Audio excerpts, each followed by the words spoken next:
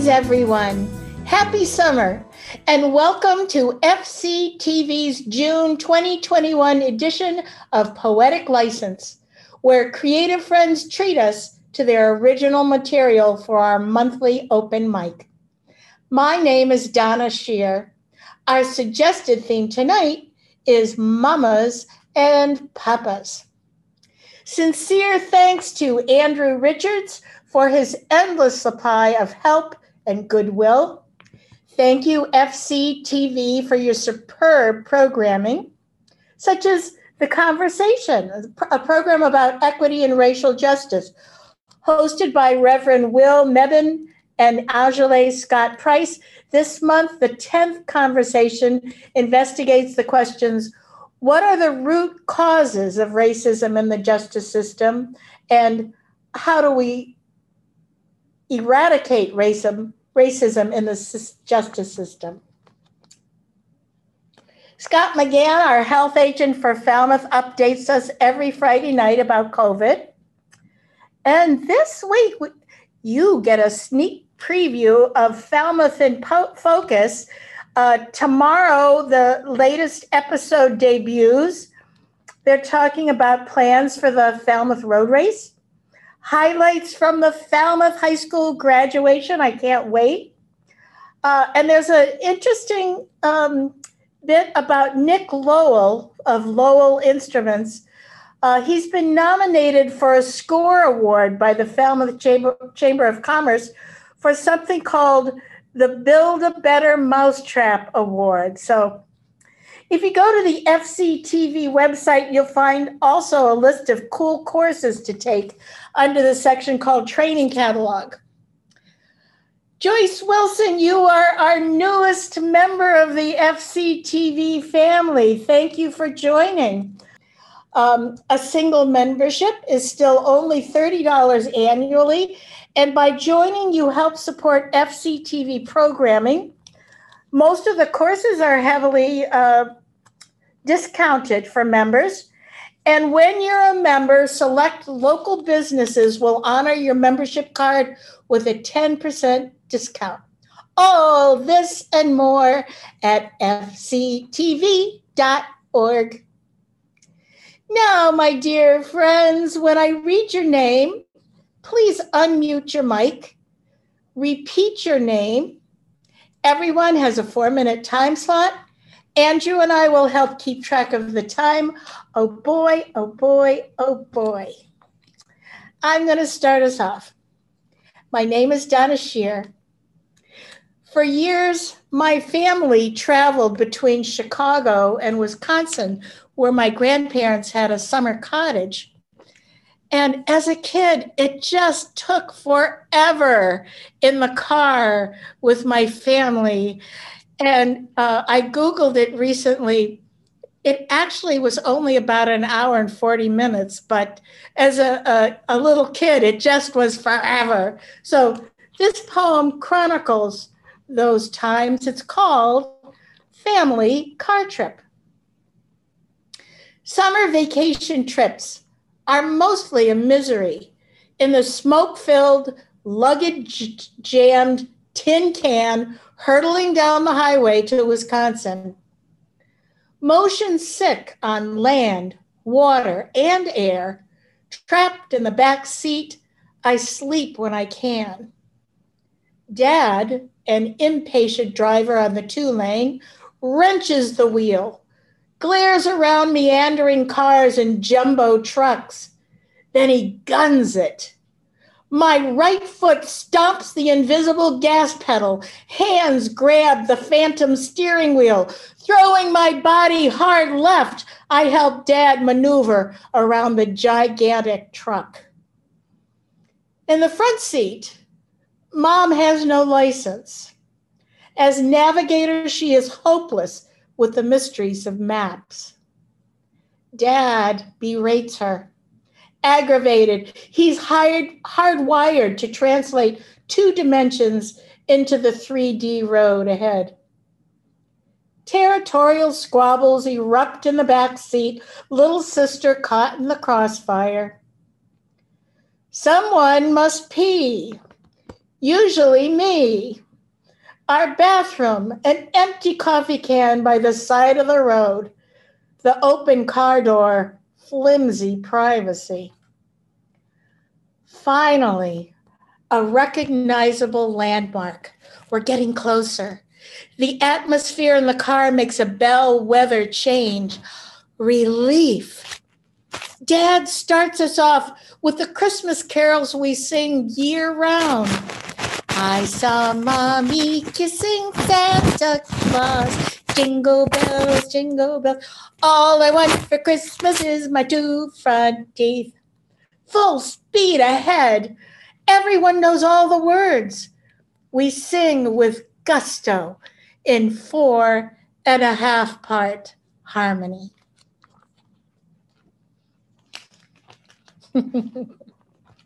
Thanks, everybody. All right, onward. Lisa Kantor, hello. So glad to see you. Hi, everyone. Hi, Donna. Thank you so much. I'm Lisa Kantor. And once again, this prompt with mamas and papas. Last month was Mother's Day month, May. I chose mamas, and this month is June is both Father's Day, but also the anniversary of my own father's passing many years ago. So here's what I'd like to share with you today. And I do have 2 pieces. The first is called Just Like You, a belated eulogy for Mr. Rogers. My dad was everyone's papa. He'd come in from work, that mysterious place where mostly men went in my neighborhood. And soon as he stepped over that threshold, he was all mine. Open-armed and open-hearted, he transformed from cold to warm, from mist to fine, from theirs to mine. And off we'd go. Taken as if by train, we'd whisk quickly to another realm where things somehow got sorted. And all the questions cavorted with characters who helped them make sense, opened the gate to the fence and invited me in for tea. Just me. I smile as I think of this even now, so many years past the tears of his departure. No matter the clouds bearing down, the school teacher's frown, the noise in our town, it was always a beautiful day where we went, where he took me. I knew, with certainty, I knew he'd always wanted to have a daughter just like me. It's a beautiful day in the neighborhood, a beautiful day for a neighbor. Would you be mine? Could you be mine? I've always wanted to live in a neighborhood with you. I've always wanted to have a daughter just like you.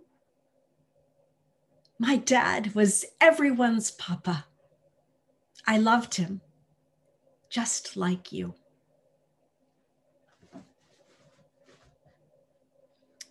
Thank you.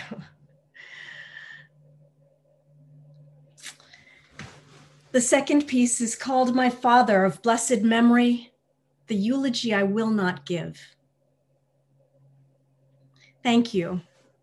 My father would be so happy to know you're all here today, to know that he was loved, that he mattered, that we would show up at his funeral. He would be relieved and flattered. Peace be with you today and also with me as I mourn my dad and try to find a resting place for that missing piece he always seemed to carry, stuffed in every jacket, like a frayed, unused tissue waiting for a good cry. Where to bury that broken part that the heart of this daughter was supposed to solve, that being his child might find a way to fix, that being his unintended audience would repair. You did not know his despair. It seems strange now to place that pain in dirt, 6 feet below the street where he stopped stragglers and hugged strangers and really made human headway, giving and waiting while he tried to heal others' unfinished deals. As many of you know, my father, ladies and gentlemen, was a showman. He'd glide across the ice, black leather skates laced loop, pulled snug and wrapped one hook over hook over hook. And look, girded up and game, he'd offer spread eagles, regal jumps and turns, open-armed and on a wide ride. This gift on full display to an empty rink, full of appreciation. Sunday dinners. My younger sister and me and our father were a buffet of calories, huge menus, displayed meals sure to steal any hunger away. Order whatever you want, and hell, order 2 desserts. Yet our confused bellies, all of them, remained hungry. How can such cravings resist 5-layer cakes, refuse sundaes and fudge sauce and French fries and iceberg lettuce salads tossed in ranch dressing? As you must know, my father was a generous man. He exchanged surprises for smiles, wooed into hugs and gratitude for $100 tips. Our waitresses, we learned during Sunday dinners, were putting themselves through school. Were living without parents' support. Were suffering without a father like him. And in that moment, these women, girls really, gave their whole hearts and an apron full of awe to a man whose children sat inexplicably sad on the other side of the booth. On second hand, give the waitress a grand. My father lived inside of the mystery we could not resolve, precariously waiting for that courageous crossing. The suspension bridge between us, swaying, aching, and hoping, those terrified moments of falling from grace. Dad, as your boat seemed to drift away from its mooring, me, still on the shore, searching for shade in the sweltering heat of wanting you, it seems we barely knew how to say goodbye. Goodbye. Thank you all for coming. My father truly would have been so happy to know you're all here today. Thank you.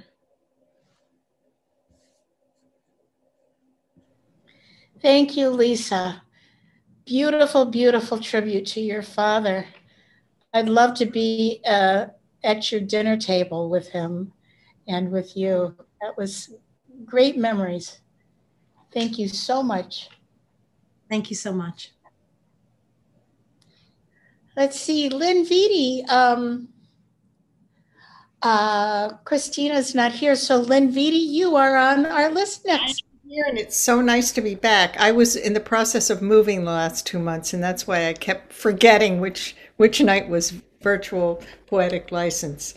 And I can't wait until it's in-person Poetic License. I'm going to be zooming up to Falmouth. I have 2 poems. I just finished last Friday afternoon a week-long workshop with Marge Piercy, and it was very intensive. And one of these is a poem I submitted, which she had added and suggested a zillion changes, which were all good. And one I wrote during the workshop for part of our homework. So I'll start with one which I called She Said, They Said, I Say. Beneath each story, my mother, aunts, grandmother told me stories with well-defined defined plots, narratives populated by the storytellers themselves, assisted by a cast of characters from outside our family. Beneath each tale, I sensed another, a truer story, an alternative text, a painful experience smoothed over, packaged not only for a child's ears, but for grown-ups as well. The war turned your uncle into an alcoholic. Uncle Sam made him a bombardier. It broke him. Your father was so changed after the accident. When we had to send you to live with Aunt Kay, I visited you every day. You were always an oversensitive child. Digging up the understory's bones to get at the marrow, sucking out the deepest part of my history, telling it, that's my job. If you tell me it never happened that way, the way you wrote it, I say, write your own damn poem.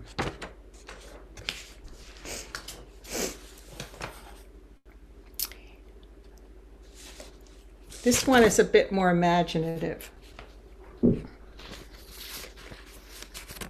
I'll have a little note after the end of the poem.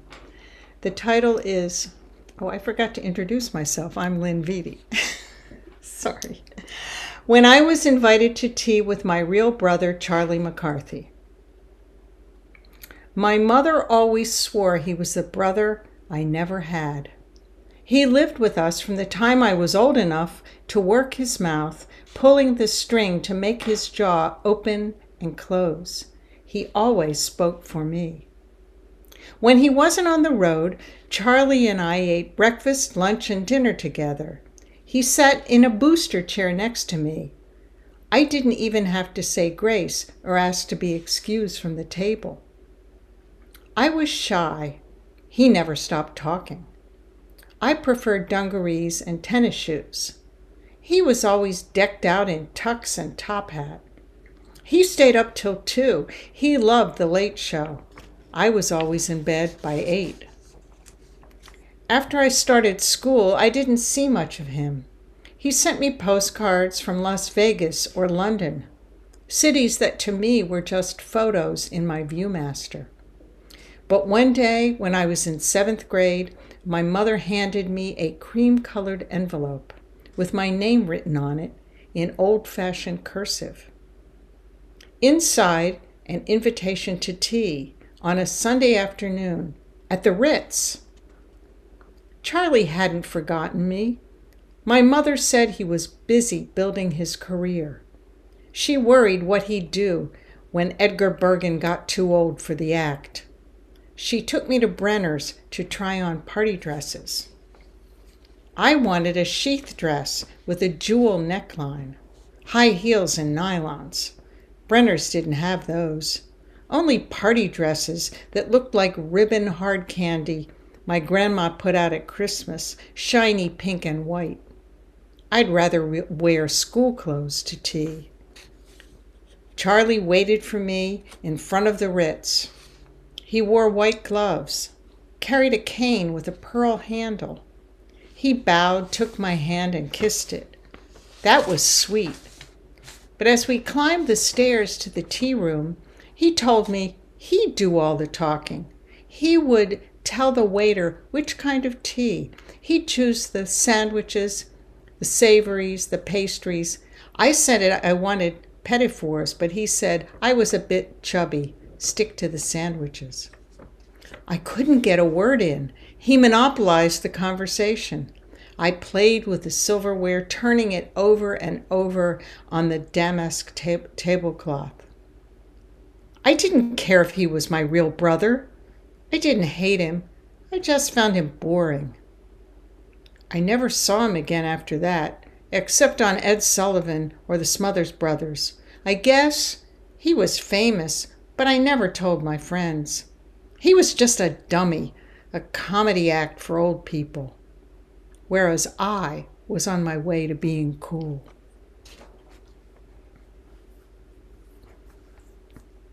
Thank you. Thank you, Lynn. Awesome. I'm so jealous. Marge Piercy is incredible. Wow. Did your Charlie McCarthy doll have a monocle? Actually, how did you know I had a Charlie McCarthy doll? Nobody in the poetry workshop knew it, and I had to confess later, I had a Charlie MacArthur doll. He did not have a monocle, which was a great disappointment to me, but he did a lot of talking for me. Awesome. I was right with you through that whole thing because we had a Charlie McCarthy. Thank you so much, Lynn. And Joyce Wilson.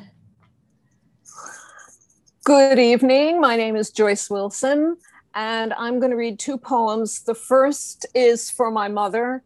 It's based on this painting, which I was able to get permission from the Museum of Fine Arts, Boston, to use it for the cover. You can see it. It's on view now in Gallery 223. It's kind of hard to find it. It's called Zinnias and Marigolds in a Porcelain Vase by Herman Dudley Murphy. And zinnias and marigolds were my mother's favorite flowers. Zinnias and marigolds in a porcelain vase. What companion would you select in this common country garden? Both zinnia and marigold, the elegant and sovereign. Elegant. The zinnia is tall, hardworking, vigorous, in yellow, pink, magenta splendor, a favorite of the local vendor who praises its unerring charm, waltzing on late summer's arm, bowing, sumptuous, twirling, chaste, beside the rose, almost straight-laced, reaching out to gather in, when cut, its blossoms come again. Sovereign. The marigold will keep its yellow petals rolled. The double gold anemone supports our summer's currency that must not be withheld but spent according to our agreement on what we need, how much we have. Its beauty, bold and curative, can keep the pests away from those most precious of our tomatoes. And I want to read another poem. This is outside the theme. It's called The Clock Tower, about a painting of a village with a clock tower. And a lot of people are hurting out there. And this is to people who are dealing with a lot. The Clock Tower. This painting of a village I would keep where streets are straight and distant mountains steep. The handsome clock high on the red roof tower controls the bells that mark each quarter hour. The mural on the wall beneath the clock depicts the shepherd leaning to his flock, teaching them that in his care they're safe. But once I was convinced the bells were late. A funeral mass was winding through the town, its windows shuttered and its awnings down. I dreamed that all my friends had come to see the candles and the service held for me, but no one spoke my name or knew my case. I saw the clock had lost its hands and face. Without the time, how could I hope to tell the many ways I stumbled, tripped, and fell? I know this place. It's not so far away. A quiet town where quiet people stay, where accidents and injuries are real, where I can learn to suffer and to heal. Thank you. Gorgeous, Joyce. Thank you. Thank you. I love it when people find inspiration in other works of art. Actually, can you Yeah, hold it really that, opens up a lot sometimes. Yeah. can you hold up that book cover again? Oh, yeah. Yeah. I'll have to go. Next time it's MFA, right? Yes. Okay, Yep. I'll be on the lookout. Second floor, the American wing, and you have to go through, it's kind of over a bridge and in the back in a special section called the Boston School. And yeah, it's a beautiful image. It's very vibrant and very ordinary flowers, you know, nothing special really. Favorites, yep. Yeah. Thank you so much. Thank you.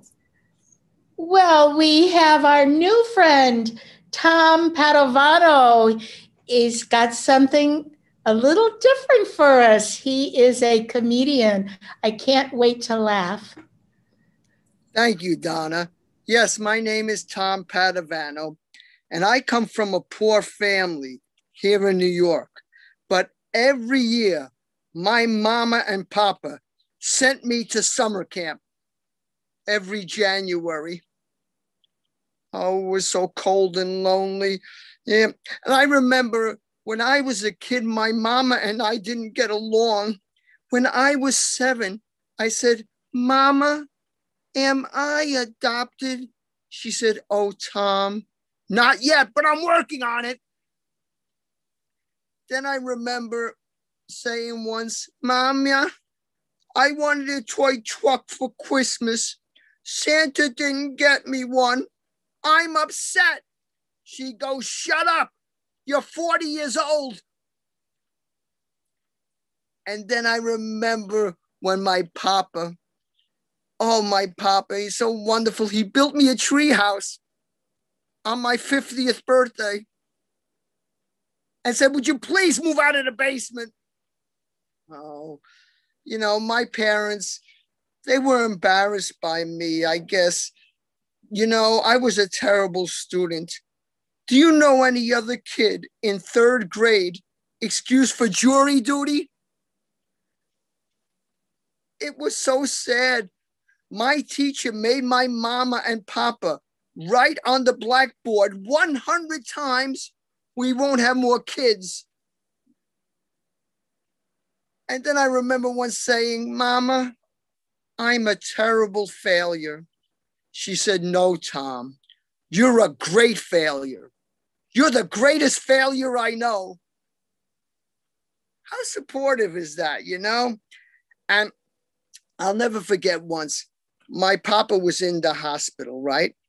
And my mama went to visit him. And he said, "Yo, wife, you were there for me when I had a drinking problem. You were there for me when I had a problem with drugs. And look at this. You're here for me again. So I've been thinking, you're a jinx." What a thing to say to the woman, I tell you. I remember once my mama and papa said they were going to bring home a new bundle of joy. They brought home dishwashing liquid. It was kind of confusing, but my mama, she always tried to do best by me. Like at my 10th birthday party, she sold Tupperware. You had to do something to make the money. And I remember my grandpapa. Yeah, I remember him. He was a tough guy. But I remember once he finally smiled because after 18 years, he got his birthday wish. Parole. Yeah. Well, he was arrested for breaking and entering. He broke Cousin Carmine's nose and entered it with his fist. Well, listen, you've been a wonderful audience, hopefully not confused, but wonderful. And I hope you've had as much fun and pleasure as I've had tension and emotional strain. But I'm enjoying this. Thank you. And enjoy the rest of the show. Yay. Thank you, Tom Padovano. I love your accent. I miss New York terribly. Hope you could come back sometime. Sometime. Yep. Now that the pandemic is over, I'm planning on it. Great. Thank you so much for helping us laugh tonight. That was great. Thank you. Okay, let's see. John Jackson. Hi, I'm back. John Jackson is me. Limericks of Protest is my blog, etc., etc. It's been kind of a crazy month, so I haven't done a heck of a lot of writing, but it's still out there. As mask wearing comes to a close, we go back to looking at clothes for personality clues. We can no longer use the sight of an uncovered nose. Long weekend and cookouts aside, Memorial Day is American pride. I'm not sure what that's for. Are we proud of the war in which so many soldiers have died? Now back to that favorite topic. Trump shut down his blog, which is fine. It withered and died on the vine. His fabled fine leadership had not enough readership, though his blog had more readers than mine. Trump and some cronies have stated, by August he'll be reinstated. If you think that's not rash, he's asking for cash, because democracy is overrated. Juneteenth was declared holiday. You know what the haters will say. Those libs from the North are replacing July 4th. Two kinds of Independence Day. If voting were something we need, don't you think it would be guaranteed? It hasn't enough luster to override filibuster. Thanks, McConnell, it didn't succeed. And a world premiere. You heard it here, folks. Just wrote it about an hour ago. Rudy's New York license suspended. His legal career good is ended. A word to the wise. Don't get caught spreading lies. Don't defend those whom you have befriended. And a couple of days ago, I heard this crash coming from a closet. And I went and said, I wonder what that was. And I looked in it and yeah, a pile had collapsed. So I wrote the following. One thing any geologist knows is about the angle of repose. Might not know it by name, but you know just the same that sand doesn't stack, it just flows. That's all I have for this week, so stay tuned, sports fans. We'll see you next month. Thank you, John. You know, you win the prize. I've never heard filibuster and luster as rhymes in any poetry ever. So only you win the prize tonight. Okay. Thank you so much. Jackson Gillman, you made it. I'm so happy. Yeah, thank you.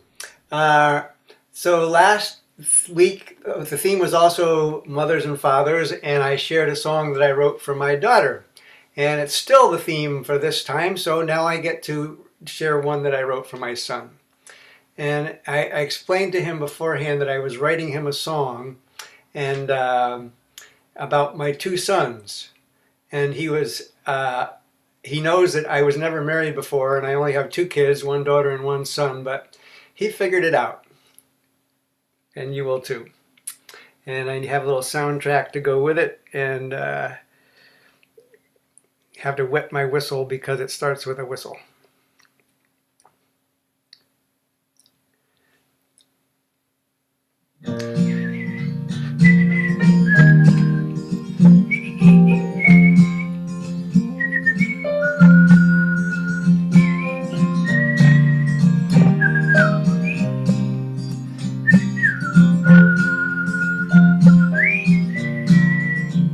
Right at dawn, each and every morn, up comes the sun and the day is born. This light shines down upon us all through winter, spring, summer and fall. So when I lay me down to sleep, I thank the stars and the ocean deep for the warmth you bring. So to you I sing, oh wondrous sun, you're a precious thing. I love this sun, it makes me feel so fine. I'm so grateful for this sun of mine.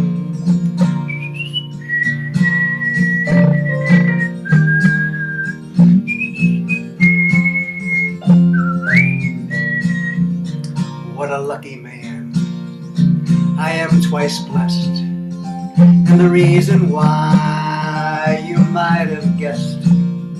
to my dying day. I'm your biggest fan. While I walk this earth, I can hold your hand. This other sun is one I can touch. He's my boy that I love so much, and he as well lights up my life.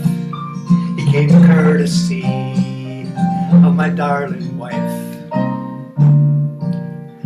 I've got two sons, they make me feel so fine. I'm so grateful for these sons of mine.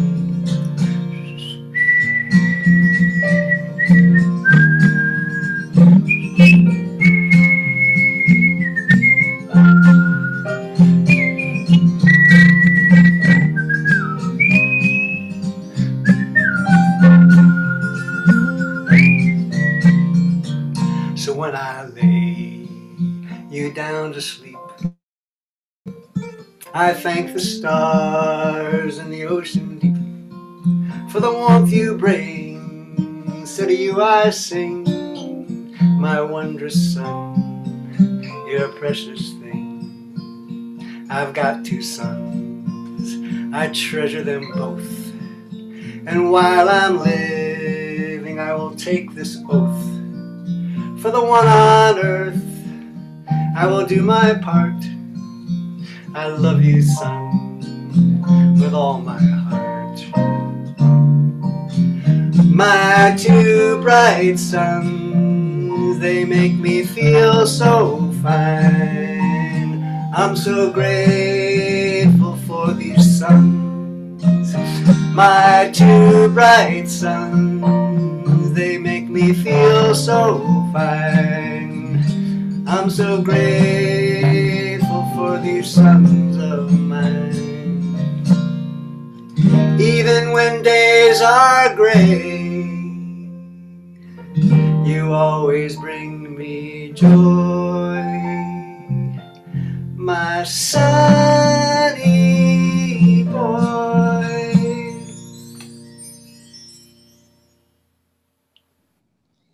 Yeah.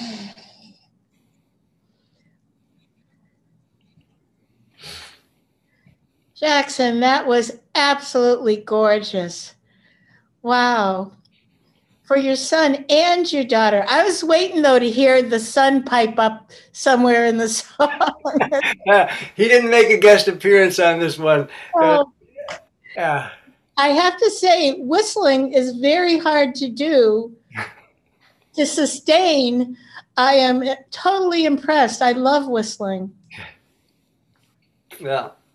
It was fun. He was only about, I don't know, maybe about 6 years old or so when I had it in my head and I said, I'm writing a song for you. Keep reminding me if it's finished.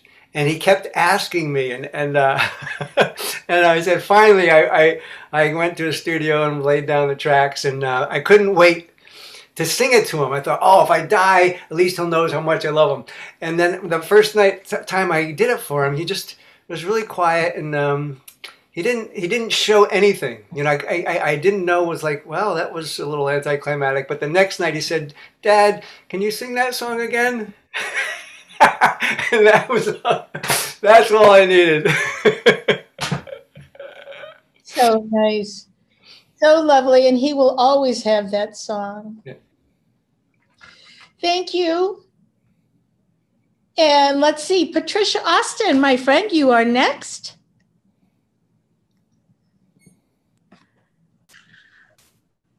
Hi, I'm Patricia Austin, and I only have one tonight with the theme Mamas and Papas.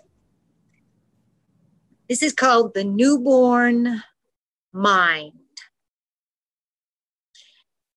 Two sets of parents stand ready, on guard, with the power to shape the world under the rainbow spectrum of childhood. One set says, see all the colors, how they mesh together? Where does one color start and the next begin? The other set of parents says, seek first the color that will bring you power and all its forms and functions, and measure everything else by it. For one mind, now 9, red has become fuchsia, the color yellow, now clay, a pot. The stars, the wonder of a yellow balloon floating away. The other mind, now 9, sees the world through green-colored glasses. It's old. What's it worth? Can we monetize space? Oh, look how children's toys cause so much waste. As both minds march toward middle school.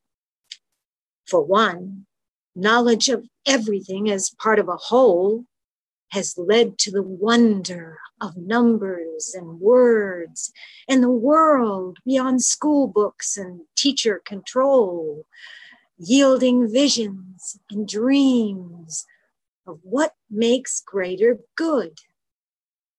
The other mind embraces the firmly learned lesson. Do not waste any of your time, particularly in ways that don't add to your wealth. You're getting the best education that money can buy, so use it to make sure you're not left on the shelf.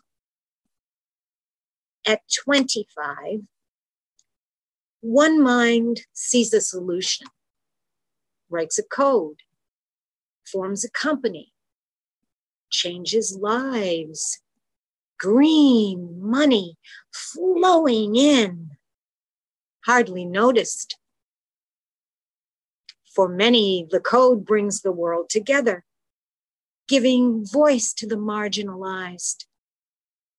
Invisible cultures display their banner, needs and beliefs now unmasked and recognized. The other mind at 25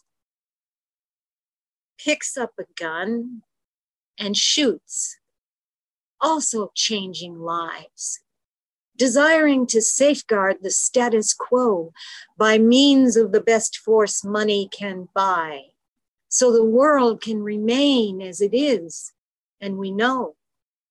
And the code makes it easy to control the narrative, corralling minds fueled by fear and disturbed by difference, adopting a collective, destructive imperative, irreverently building on cultural ignorance. Life is a spectrum. Life is a spiral, and we know not where we stand. Two sets of parents stood ready with the power to shape the world.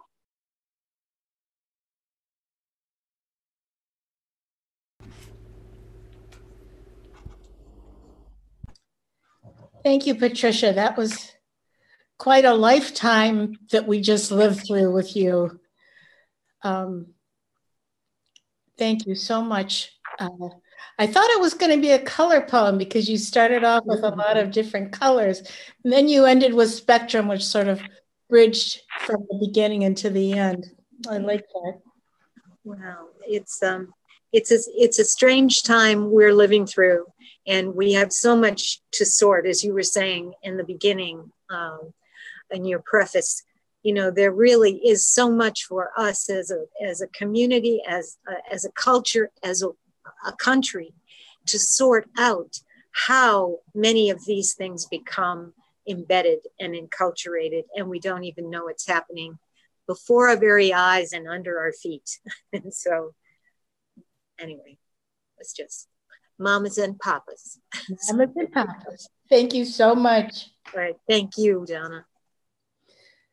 Sue Carlson. Well, everybody, of course, is wonderful as usual, but because two of them were right before me, I'm remembering the most. And I just wanted to say that power to shape the world resonates with the poem that I'm going to read tonight. And Jackson, my son's name, my son calls himself Samson, which is his middle name. And Samson means like the sun. And when I send him messages, I call him in writing, my son, S-U-N. So that also resonated. I won't whistle though. I don't know if this poem is finished or not, but maybe that's appropriate. It's called Earth Time. Open the present of changing need. Plant full-grown solutions more than seed. Our future gifts all rest upon conscious sun. It awakes as the dawn. Mother Earth and Father Time, where is the promise so sublime that all you give we granted take, and in some cosmic grand mistake we love with full eternal grace an ever-dwindling open space? Unconscious dreamers in all we make, while precious promise we forsake, to care for you as years advance, the gifts you gave to best enhance. Time with Earth leaving us fast, if we don't choose to help at last. As they watch their family and most of their friends, like tigers and rhinos on their way to the end, and lions, tortoises, and species of birds, passing away faster than birds, their progeny may come and go. Let's gift to them so they will know Earth.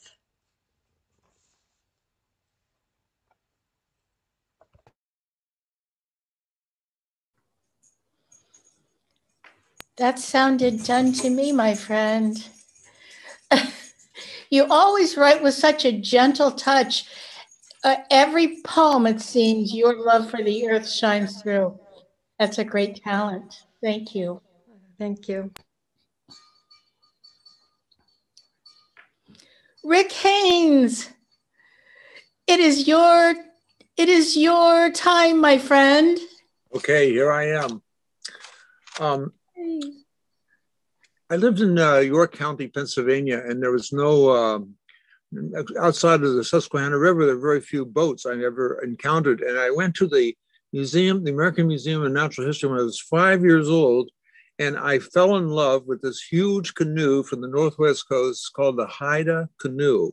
And this is one of the two poems I'm reading is about a canoe.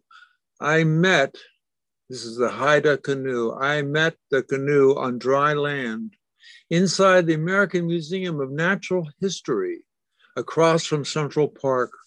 The canoe floating on a granite floor, not going anywhere except in the imagination of one's own time among stilled nature, ghosts of living things.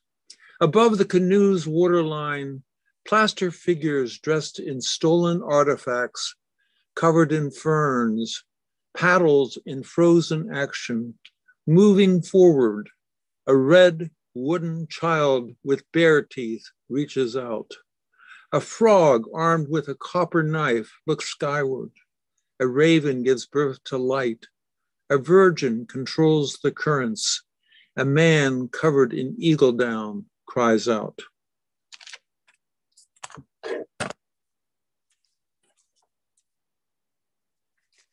I don't know how to pronounce this word. Gondola. Okay, and this is another experience with a boat. This is in Las Vegas a few years back. Gondola. Just got back from Vegas. The oasis of immense light, hope, charity, and sadness. There, nothing turns out as it might seem. We took a fake gondola ride on a canal that crawls through a shopping mall. Inside, the ceiling was painted as an illusion of a Venetian sky. There was an absence of birds and martyrs. We were still in Nevada, but the goofy gondola girl sang to us beautifully. Her voice made us weep. We could only stop when we stepped out into the dry desert air. And she was goofy. But what a voice. Anyway, thanks a lot, everybody. Just your type, right, Rick? Yeah, just one type. Yeah. She named her. She named her gondola the Titanic, by the way. Oh my gosh. I love the line, a canoe floating on a granite floor. That was so cool, so visual. It's a beautiful experience, that canoe. And I don't know what they're doing with it now, but it's changed over the years. They had the figures in, they had the figures out, they hung it in the ceiling, all kinds of things. But it is a very extraordinary experience, especially for a 5-year-old. Yeah. So cool. Thank you. You're welcome. Thank you for letting me be here tonight. It's always a pleasure. Candy Johansson. Candy. Hello, everybody. My name is Candy Johansson. I'm sticking with Mamas and Papas, and this is a poem. My father was a photographer. I'll just say that much. And this poem is about him. I have 2 poems. The other one I'll do after this one. He had a dark room hidden away in a tiny, unused closet in our house. I was allowed in only once, when I was deemed old enough to not bother him, or the chemicals that he used to make his magic. I stood wrapped, barely breathing, afraid that even the slightest movement, the slightest breath would somehow disrupt the process, injure the photograph that was slowly coming to life before my eyes. I knew in that instant that I needed to make that magic. I needed to bring those hidden pictures to life. I got my first camera at 7 with the admonishment that it was not a toy, as if I would ever deign to treat it like a toy. I never used a darkroom, and I know my life is all the worse for that omission. Rolls upon rolls upon rolls of film, of photos I have taken throughout the years, from camera after camera that I bought as I sought the newest and the best, were sent away to be developed.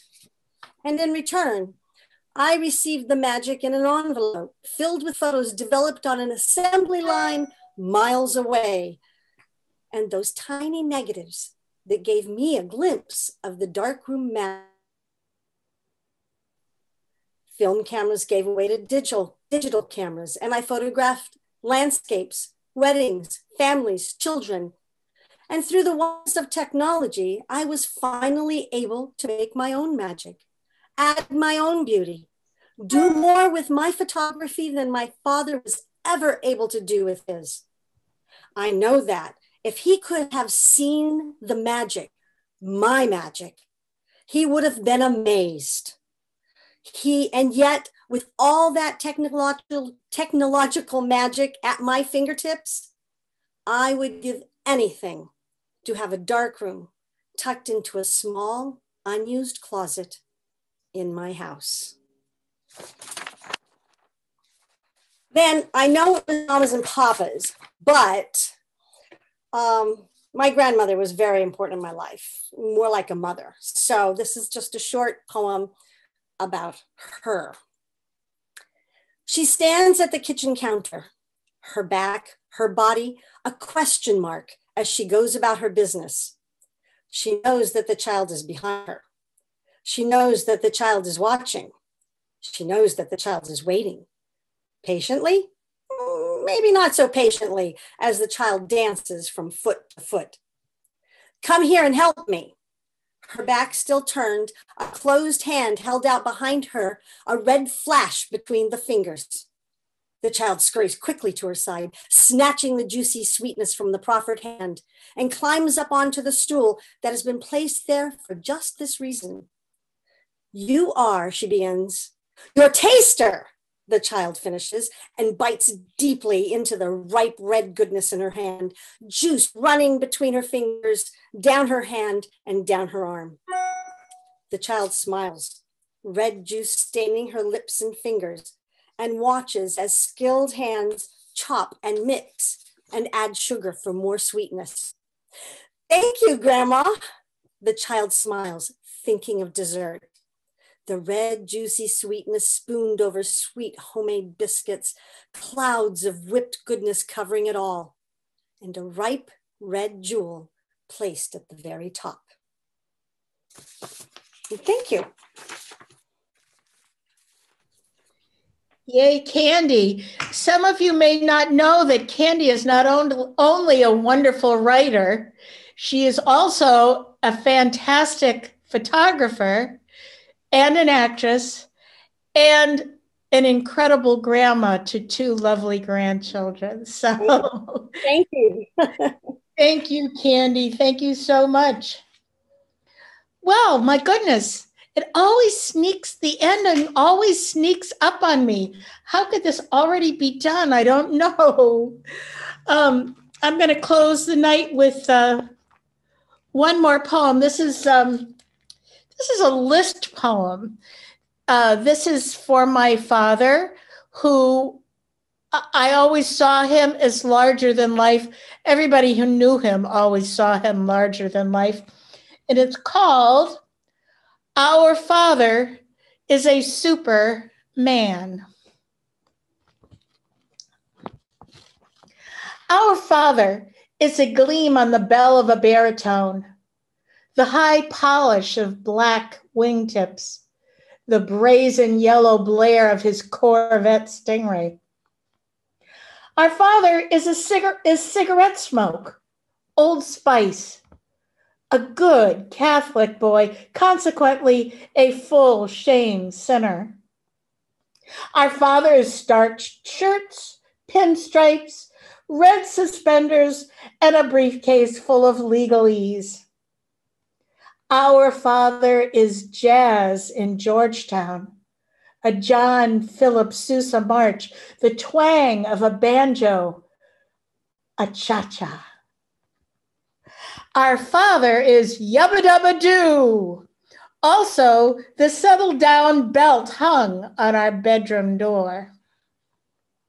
Our Father is empanadas, liver and onions, burgers on the grill, as well as the eyes of a Saudi Arabian goat proudly served, a delicacy in his honor. Our Father is a Boeing 747, gold mines in Liberia, the boa constrictor on the beach in Brazil. He is the twilight traffic as we watch out the window, guessing which headlights are his. When he hits the landing, we skid into the hall for hugs. Our Father is always glad to see us, but gladder still to spy 2 green-eyed olives staring at him from his first vodka martini. That's my dad. Thank you so much. Oh, you lovely people. This edited performance will be shown on FCTV's Channel 13, as well as its YouTube channel. Email any thoughts or suggestions to Andrew at fctv.org. And if you out there would like to be a performer, please sign up for the next Poetic License, which will be taped on Thursday, July 22nd. The suggested theme for July will be red, white, or blue. And yes, that is or blue.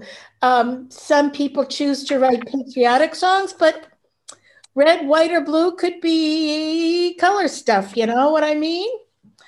All right, thank you, Andrew. Again, Andrew Richards, performers, you always leave us satisfied. So until we meet again, be well and shine on. Thank you. Thank you. Thank you, Donna. Thank you, Donna. Andrew. Oh, everybody's so Thanks wonderful. so much. Enthusiasm you show when you.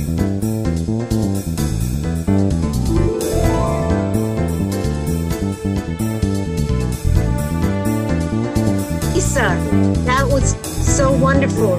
Your pieces of Joyce, your book is so pretty. It's so Oh, beautiful. thanks. And Thank you. I love all about the flowers. Oh, thank you.